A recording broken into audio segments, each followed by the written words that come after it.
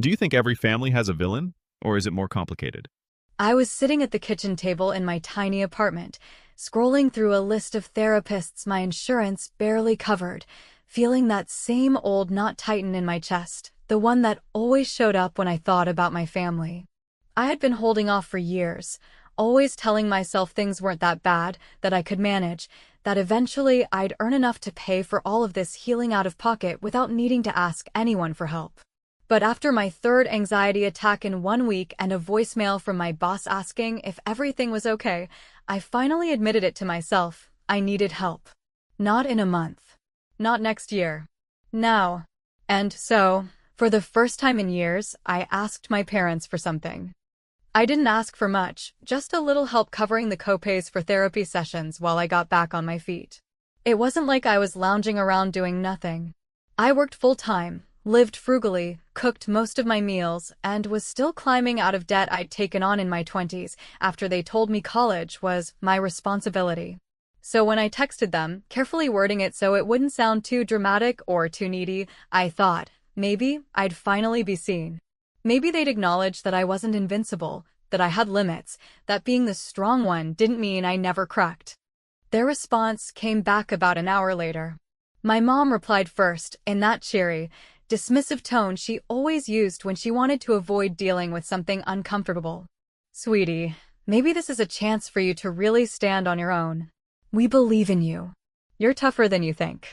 Then my dad chimed in with a classic, you've always been the independent one. We're proud of you for handling things yourself. It wasn't just the no, it was the way they wrapped it in flattery, like telling me I was strong should make it sting less that they didn't want to help. I sat there staring at the screen, a wave of nausea rolling over me. It felt like being slapped and then being told it was a compliment. I didn't reply. I didn't trust myself to say anything that wouldn't explode a decades-old facade. Then, a week later, my brother posted a video to his Instagram story. I shouldn't have watched it. I should have muted him like I'd muted my instincts for years. But I tapped anyway.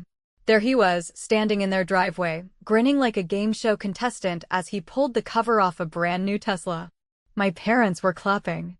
My dad gave him a hug. My mom said, "You deserve it, baby." And the caption on the story? Best surprise ever. Thank you, Mom and Dad. I remember I didn't feel angry at first. Just numb. Just hollow. I replayed the video 5 or 6 times, like my brain couldn't quite make sense of what I was seeing. Like I was waiting for some kind of logic to reveal itself. But it was exactly what it looked like. They had told me I was on my own. Then turned around and bought my little brother a car that cost more than I'd made in the past 2 years. A Tesla. Not a used Corolla. Not a down payment on something practical. A gleaming, custom-ordered, tricked-out Tesla. That was the moment something cracked open inside me, not in an explosive, rage-filled way, but in the slow, awful realization that I'd been playing a game my whole life without knowing the rules. I'd followed every expectation they set, worked hard, stayed out of trouble, never asked for much, put their needs first. I was the one who called on birthdays, sent Mother's Day cards, drove 3 hours on holidays when I couldn't afford the gas. I was the one who picked up my brother from parties when he was drunk in college, who helped him fill out job applications, who lent him money when he blew through his savings. And still, somehow, I was the one who had to stand on my own, while he was being handed a luxury car like it was a graduation cupcake. I didn't text them after that. I didn't call. I let the silence sit, heavy and deliberate. And for once, I didn't chase after it with explanations or apologies. I didn't try to soften the distance. I let them wonder. What really got me wasn't the Tesla. It wasn't even the money. It was the clarity that came with it, the sharp, painful realization that in our family, love had always been conditional. And the conditions were simple: be easy, be convenient, be invisible. Nate had always been the one who needed saving. I had always been the one expected to save myself. And I had done it, year after year, thinking maybe, just maybe, if I kept proving I could handle everything, they'd finally see me. But they didn't. And maybe they never would. So when people say money doesn't buy love, I laugh now. Because sometimes, it buys proof. It buys clarity. It buys the undeniable evidence that the people you've been trying to please for 35 years never really saw you in the first place. That was the night I stopped answering their calls. That was the night I let the voicemail fill up. That was the night I finally put their contact names under Do Not Disturb. And that silence? Oh, that was just the beginning. Looking back, I think the most dangerous lies aren't the ones you tell others. They're the ones you tell yourself for so long that they become part of your bloodstream, weaving into every decision, every justification. Every moment where you swallow pain and pretend it doesn't hurt. I told myself my childhood wasn't so bad.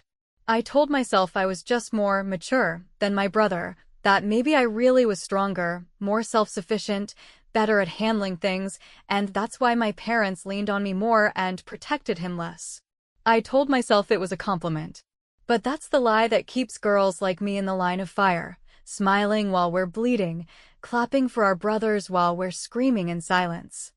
My younger brother Nate came into the world 2 years after me, but somehow it felt like he was always 10 years behind. He was the baby, the golden boy, the miracle child my mother clung to after a complicated birth, the one my father looked at and saw his second chance at legacy.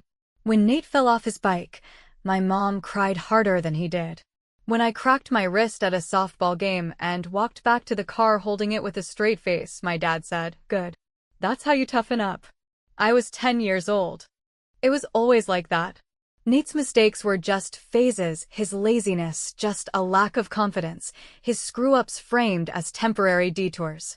Meanwhile, if I so much as raised my voice or missed a deadline, I was disrespectful, disappointing, not living up to my potential.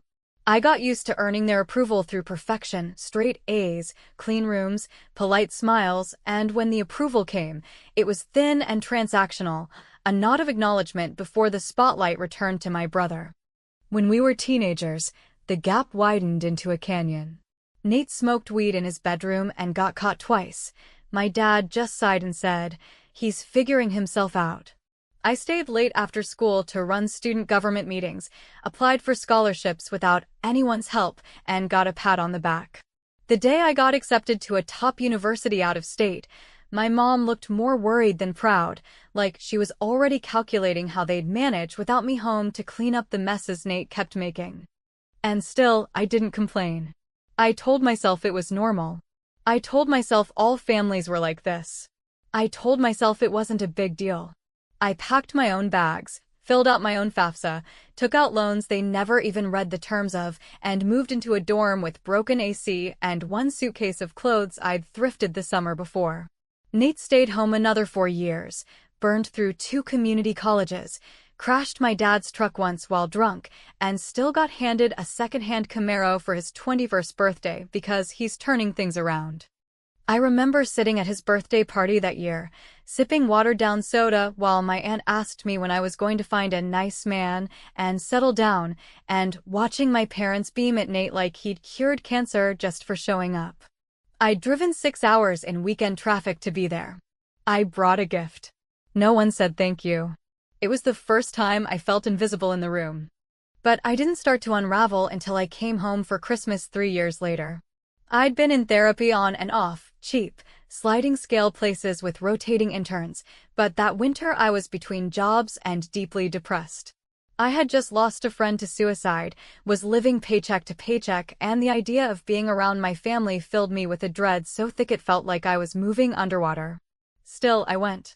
I bought a bus ticket, wrapped presents from the dollar store, and showed up on Christmas Eve with a smile so fake it hurt my cheeks. Within an hour, my mom had asked me why I looked tired. My dad had made a joke about how girls are too emotional these days, and Nate had pulled me aside to ask if I could help him with a credit card bill he didn't want our parents to know about. I didn't answer. I just nodded and walked into the bathroom, shut the door, and stared at myself in the mirror, wondering what it would take to be the child they loved without conditions. When I finally confronted my parents, it wasn't loud. It wasn't some dramatic, cinematic moment with yelling and tears. It was quiet, controlled. I told them I needed help. I told them I'd been struggling for years. I told them that therapy wasn't some luxury, it was survival. My mom blinked at me like I'd said something in another language. My dad looked uncomfortable and muttered something about pulling yourself up. Then he said the one sentence that still echoes in my ears at night when I can't sleep. Nate just needs more help than you. You've always been the strong one. I stood there for a moment, the words hanging in the air like cigarette smoke, choking and familiar. I realized then that strength wasn't something they admired in me. It was something they depended on. My pain didn't register because it was inconvenient. My struggle didn't count because I didn't make it loud. And in that moment, with the smell of turkey in the air and the sound of Christmas music floating in from the living room, something inside me went cold. I didn't cry. I didn't argue. I didn't explain. I just nodded, stood up, and walked out. I left my presents under the tree. I left Nate's unopened envelope of cash on the coffee table. I left the version of me they wanted, the accommodating daughter, the emotional sponge, the fixer. I walked to the bus station in the cold and sat for 2 hours, watching cars drive by with blinking lights and laughing passengers, and I made a decision. They would never see me because they never wanted to, and I would no longer be the one bleeding for their comfort. That was the last time I spent Christmas with them. I haven't been back since. And the truth is, I don't miss it. Not the gifts, not the fake smiles, not the performative love wrapped in guilt and obligation. I used to think I was the strong one because I could endure. Now I know I'm the strong one because I finally stopped. Because I walked away. And walking away, that was just the first move. There's something strange, almost surreal, about watching people twist your absence into a narrative where you're the one who broke things, where you are now the selfish one, the cold one, the one who turned your back for no reason at all. Even though the truth is you were holding that entire family together with both hands and bleeding fingers for decades while they stood by and let you drown in silence. I used to think walking away would bring me peace, maybe even some kind of dramatic validation where they'd finally see how much I mattered the moment I was gone. But what I learned instead is that families like mine don't mourn your absence. They rewrite it, reshape it into something digestible for themselves, and in doing so, they make you into the villain just to preserve their own comfort. The silence that followed my decision wasn't quiet, not really. It was loud in its own way, loud in the persistent pings of text messages left unanswered, loud in the calls I watched ring and ring without lifting a finger, loud in the sudden shift of tone from confusion to irritation, from guilt-laced concern to passive-aggressive jabs. At first, my mother tried the soft route. She left long voicemails filled with slightly quivering phrases like, "We don't know what happened," and "We love you, sweetheart. We just want to talk," as if my absence were some sudden storm they hadn't seen coming. As if they hadn't been standing under dark clouds for years pretending it was sunny. Then came the messages from my father, short, cold, clipped sentences like, "You're blowing this out of proportion," and "We've always supported you, even if it didn't look the way you wanted." Which made me laugh bitterly because that man had supported Nate's every impulsive decision like it was an investment in the stock market, but when it came to me, support always came with strings, with silence, with subtle reminders that I was supposed to be grateful even when I was starving for care. I didn't respond to a single message. Not because I didn't have things to say, God knows I had an ocean of things to say, but because I finally understood that explaining myself to them had never worked, not once, not in 35 years. And I was done performing clarity for people committed to misunderstanding me. Instead, I started documenting. Not for them, but for myself. I began writing down every memory that used to keep me awake at night, the times they dismissed my panic attacks as hormones, the day my dad forgot my college graduation but flew across the country to watch Nate's baseball game. The countless moments my mother looked through me like I was an inconvenience she'd been forced to carry. I pulled old text threads, recorded voice memos about things they'd said, wrote journal entries in brutal detail, and gave my pain a form that didn't ask for anyone's permission to exist. At the same time, I poured myself into therapy, real therapy, not half-hearted, budget versions that left me nodding through 30-minute Zoom calls, but actual, consistent work with someone who didn't flinch when I spoke about emotional neglect, who didn't try to play devil's advocate or urge forgiveness before the wound had even closed. My therapist, Mark, didn't tell me what I wanted to hear, and he didn't offer easy solutions either, but what he did give me week after week was validation without agenda, space without judgment, and the kind of steady presence I never got from the people who raised me. I told him everything. Every twisted moment of love laced with guilt, every boundary crossed and excused, every time I was praised for being strong, when what I really needed was someone to notice that I was breaking. The irony, of course, is that as I finally began to heal, truly, deeply heal, the calls and messages from my family didn't stop. They escalated. My mother showed up at my workplace one afternoon, completely unannounced, standing outside the office like a ghost in a pastel cardigan, holding a grocery bag filled with homemade cookies and a crumpled envelope of old family photos. I stood behind the glass door and watched her knock for a full 5 minutes before I told the receptionist to let her know I was in a meeting and unavailable.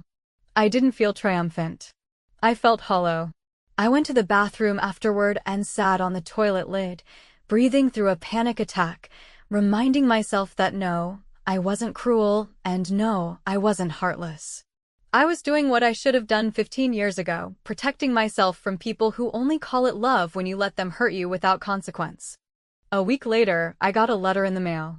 It was from Nate, scribbled in his lazy, arrogant handwriting that somehow always reminded me of a teenage boy even though he was 33.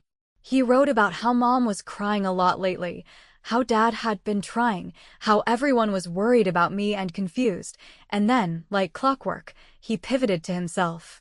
He asked if I could loan him a few $100s because things were tight and he knew I always had his back, a sentence so laughably detached from reality I nearly dropped the letter in my soup. He ended it with "Miss you, sis. Come home soon." As if nothing had happened. As if all of it, every betrayal, every dismissal, every hollow promise, had vanished like a bad dream and we were just playing pretend again. I didn't respond. I folded the letter, slid it back into the envelope, and tossed it into the drawer where I kept things that reminded me who I was before I learned how to say no. And here's the thing that really gets me, even now, they genuinely didn't understand.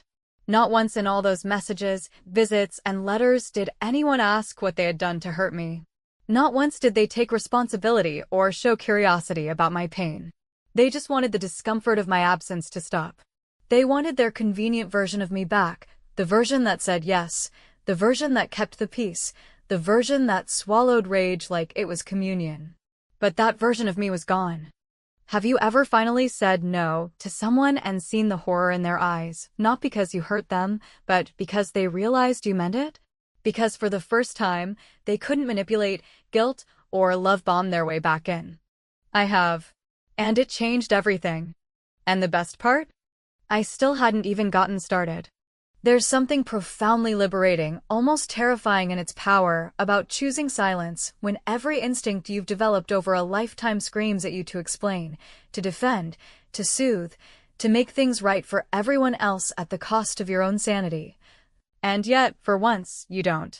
You let the silence stretch, wrap itself around their confusion, choke off their certainty, and force them to sit in the discomfort they've always demanded you endure. It wasn't loud, it wasn't violent, it wasn't even dramatic, it was surgical. A kind of revenge so quiet, so precise, that by the time they realized they were bleeding, it was already too late. Months had passed since I last spoke to any of them, and by then, I had already gone through every possible phase, the guilt, the second-guessing, the nostalgic pull of old photos and familiar voices echoing in my mind late at night. The moments where I nearly picked up the phone, nearly softened, nearly backtracked. But each time, something stopped me, and it wasn't pride, it wasn't anger, it wasn't even the hunger for justice. It was something deeper, something colder. The understanding that going back wouldn't be healing anything, it would be betrayal. Betrayal of myself. So when I heard through a mutual cousin that my father was planning his big retirement party, the kind of event that would draw every uncle, aunt, second cousin, neighbor, and business acquaintance within a 100-mile radius, I didn't flinch. I didn't panic. I didn't start mentally rehearsing a polite excuse for why I couldn't make it. Instead, I did something I never would have done before. I decided to show up. Not for them. For me. Not to cause a scene, not to confront or expose, but to exist fully, unapologetically, and without permission in the one space they'd always tried to control. But I wasn't going alone. I brought Mark, my therapist.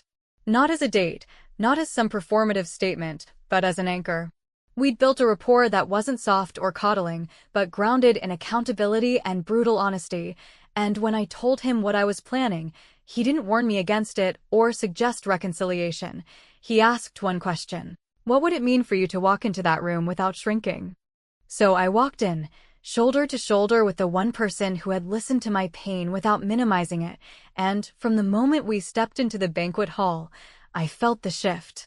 The music, the laughter, the familiar decorations that smelled like every family event I'd ever endured, they were all there, trying to paint over the past with nostalgia. But the moment my mother saw me, her smile froze.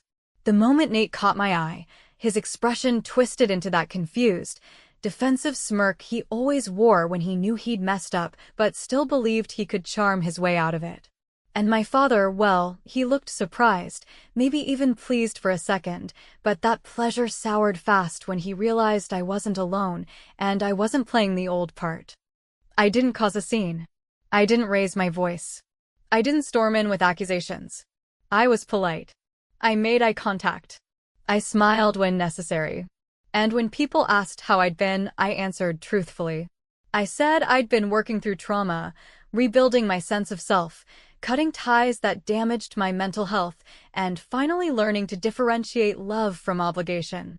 I said it plainly, with calmness and control, and watched the discomfort ripple across faces like a heat wave. No one knew where to look. No one knew how to respond. The honesty was so foreign in that space of tight smiles and unspoken resentment that it felt like I'd dropped a live grenade in the middle of the buffet line. And the best part? I never once named names. I didn't point fingers.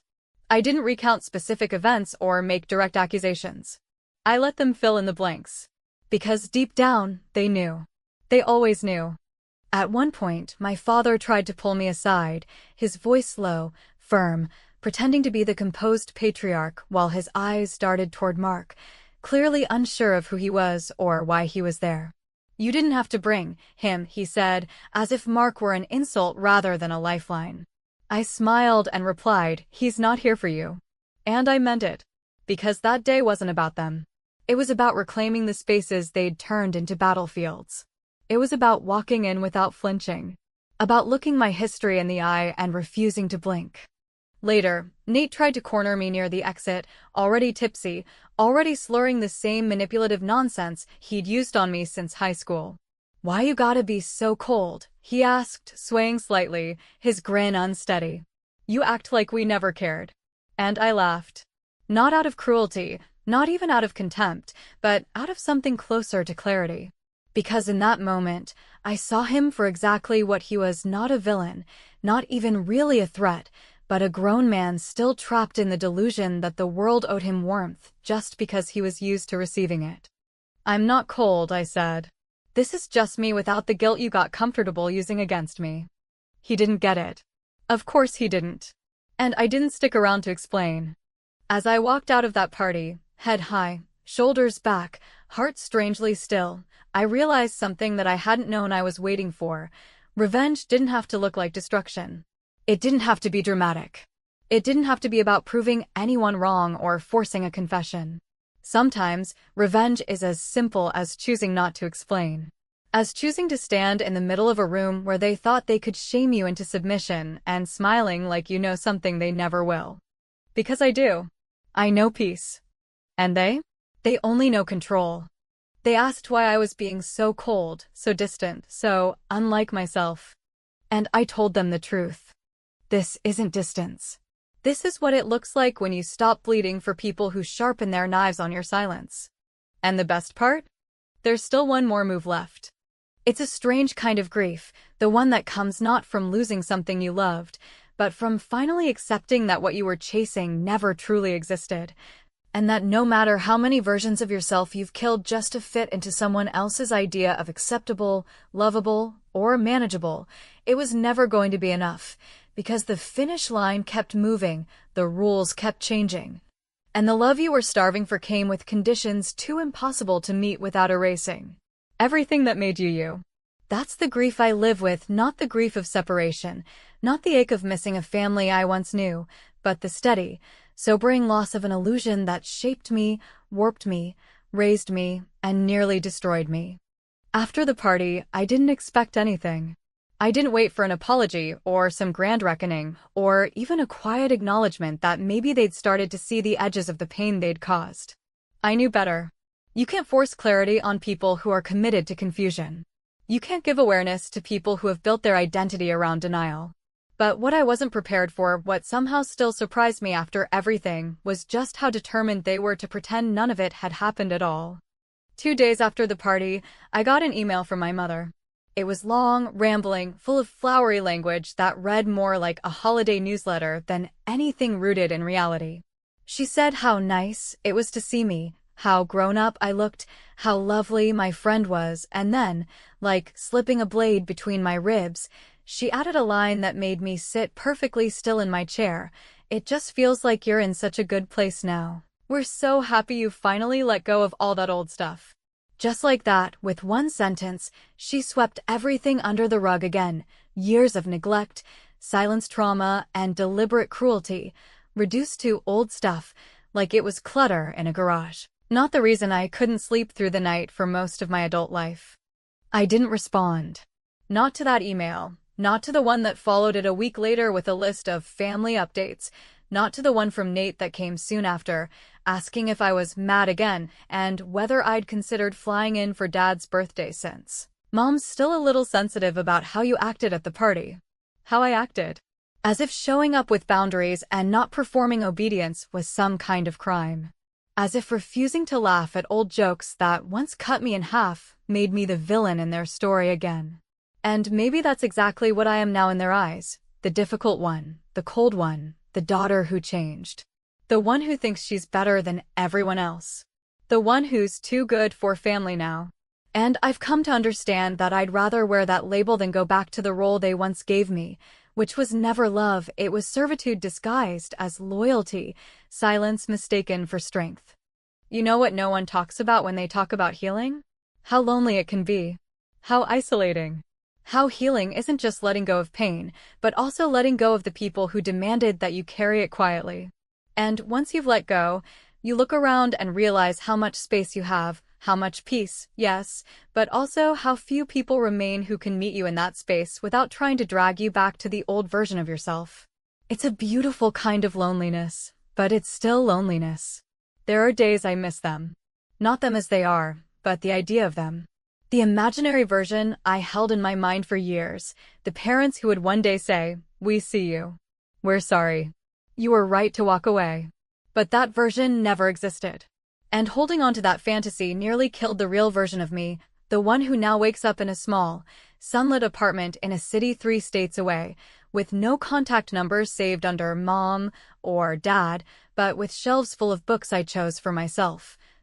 Friends who know my truth and hold it gently, and a therapist who never once asked me to be grateful for surviving what I should have never had to endure in the first place. They still send things sometimes. A birthday card. A Christmas package. A random forwarded article about stress management or wellness, or something passive-aggressively pointed. But I don't open them anymore. I put them in a box in the hall closet, my own quiet graveyard of the relationship that once defined my identity. I haven't blocked their numbers. I haven't written a dramatic final message. I've just let them fade, unanswered, unread, unfelt. Because closure isn't something they can give me. It's something I built for myself when I stopped believing their version of the story. People ask me sometimes, friends mostly, in softer tones, as if afraid the wrong word will reopen the wound, "Do you think they'll ever change?" And I always say the same thing, not out of bitterness, but out of bone-deep clarity. That's not my problem anymore. I spent too long believing I could heal my wounds by making them love me the right way, by earning affection that should have been freely given. But now I know better. Love that demands your silence isn't love. Love that rewards your self-destruction isn't love. Love that only flows in one direction, uphill, against shame and guilt and fear, that's not love. That's performance. That's conditioning. That's control. They ask why I'm so distant now, why I'm so cold, why I never visit, why I never write. And the answer is simple, though I know they'll never truly understand it because understanding it would mean facing the parts of themselves they've worked a lifetime to avoid. The answer is this. I didn't walk away because I stopped loving them. I walked away because I finally started loving myself. And self-love, real self-love, is often the most disruptive act of all. I deleted the last family photo from my phone last week. It was the four of us, taken 7 years ago, standing on the porch of the old house, all smiling, all pretending. I looked at it for a long time before I pressed delete, not because I was sad, but because I realized I wasn't in that photo, not really. I was a ghost in a girl's body, performing happiness for the sake of peace, hoping maybe if I smiled wide enough, someone would finally notice the ache behind my eyes. They never did. But I did. And that's the point. Because the best revenge, in the end, wasn't silence or distance or even truth, it was becoming someone they can no longer reach. And even if they never say it out loud, I think on some level they know. And it terrifies them.